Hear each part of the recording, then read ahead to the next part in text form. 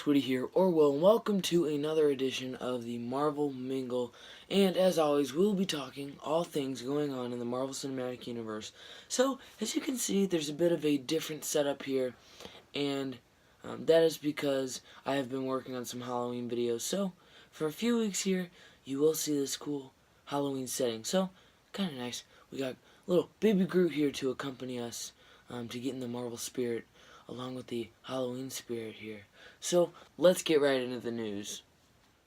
So, Mark Ruffalo said that Hulk will begin and he will develop his own story arc throughout the upcoming movies that he'll be in, like Thor Ragnarok, Avengers Infinity War, and Avengers 4. And it concludes in Avengers 4. And he's saying basically that this makes up for the fact that we don't have a solo Hulk film with Mark Ruffalo as Hulk. He is developing his own story arc on the side as he is in these movies. So that's good to know that he's kind of getting his own story. A lot of people think, oh, let's get a solo movie for this person and for this person. Well, we've already seen these characters enough on screen, and we have an idea of their backstory. We've gone over it. And to make a solo movie would just, I feel like it'd kind of be a waste of time, a waste of money, you know. They're out there, Marvel's doing new things, exploring new stuff. That's why they're being so successful, because new things are arising, and everybody's just loving all these new ideas, new characters that the mainstream media and the mainstream kind of culture doesn't know about if you're not a fan of the comics, and if you just watch the movies. So there have been some leaked promo images for Avengers Infinity War, and basically there's this one picture that kind of lines up the whole main cast, and it's kind of in the style, like, I have this one shirt, and it is in the style of one of the old Gorillaz albums, and I didn't actually know that until somebody pointed that out, but it had kind of these side views of the Guardians' faces, and so they kind of did that with all the main characters of Infinity War in this photo. And then there's another one, and it gives us a look at two of the children of Thanos, aka the Black Order, and it's Proxima Midnight and Corvus Glaive. I don't know if I'm like totally butchering those names. Is it Corvius or Corvus Glaive? I don't know. And then there's another picture of the Black Panther glowing kind of suit.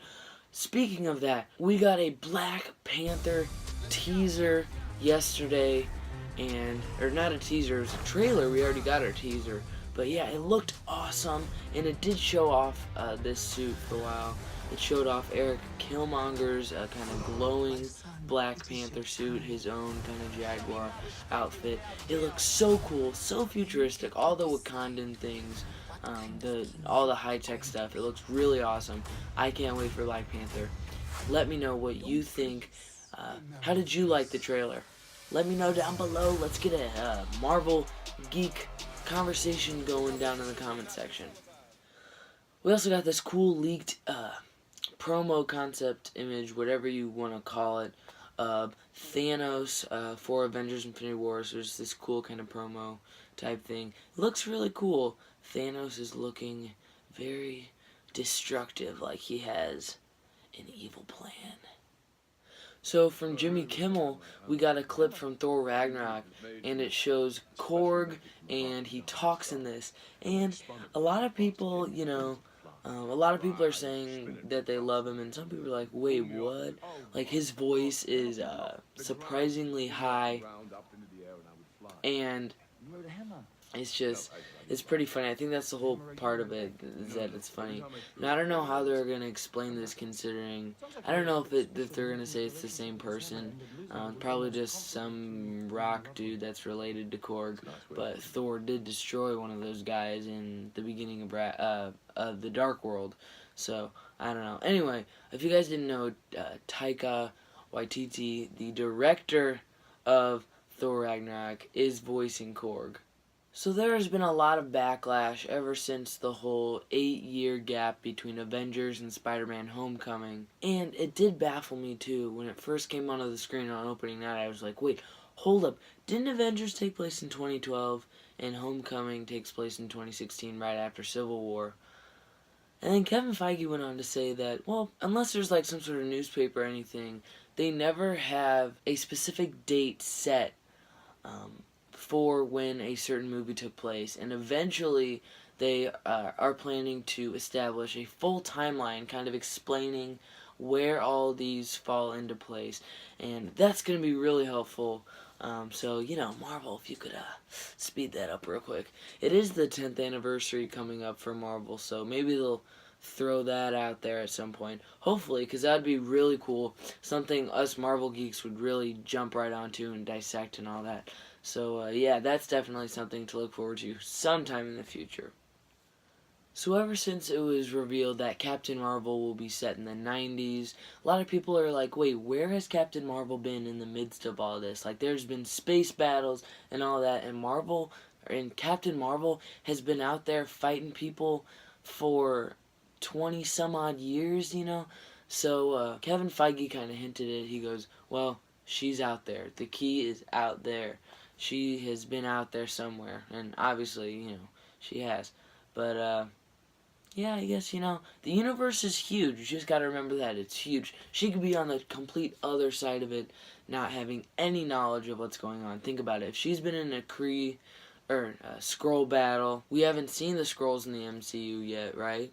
So maybe, they're all the way somewhere else, and she's not aware of these things going on. That'll all come to light once Captain Marvel comes out and once she features in Avengers 4.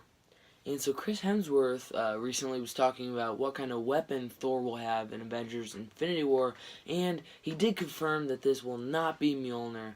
Obviously, Mjolnir is broken.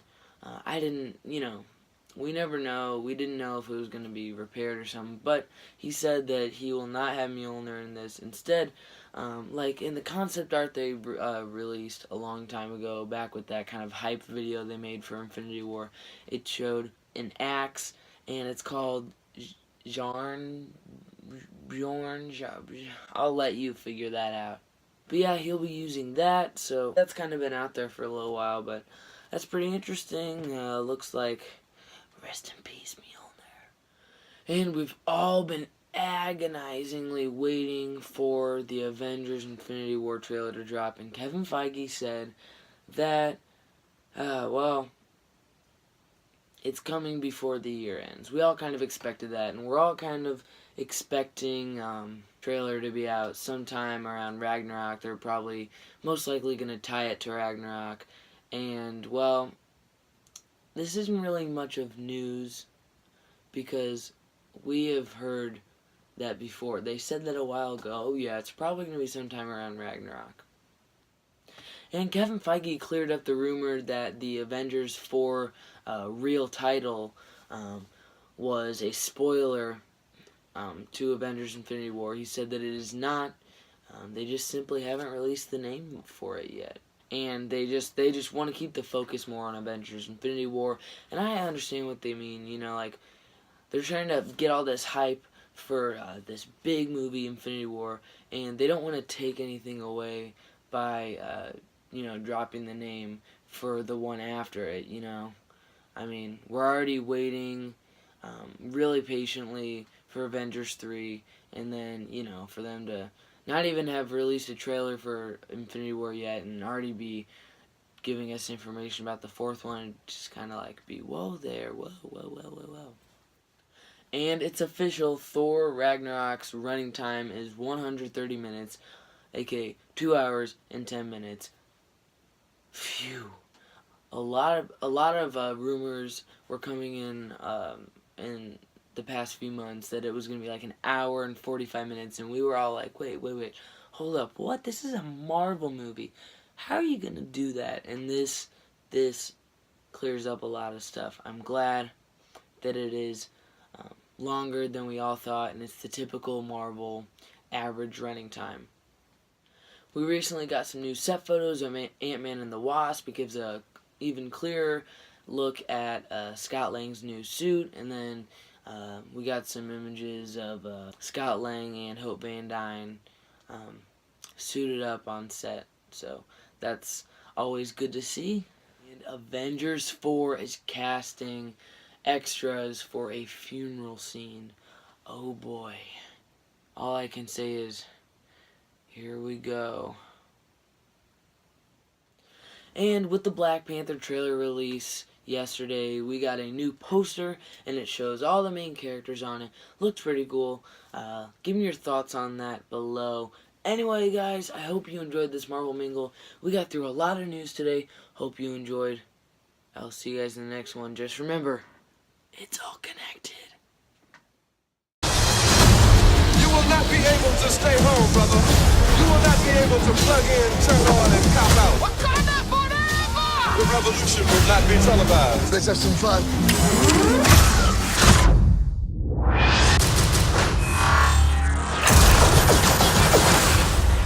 The revolution will be live.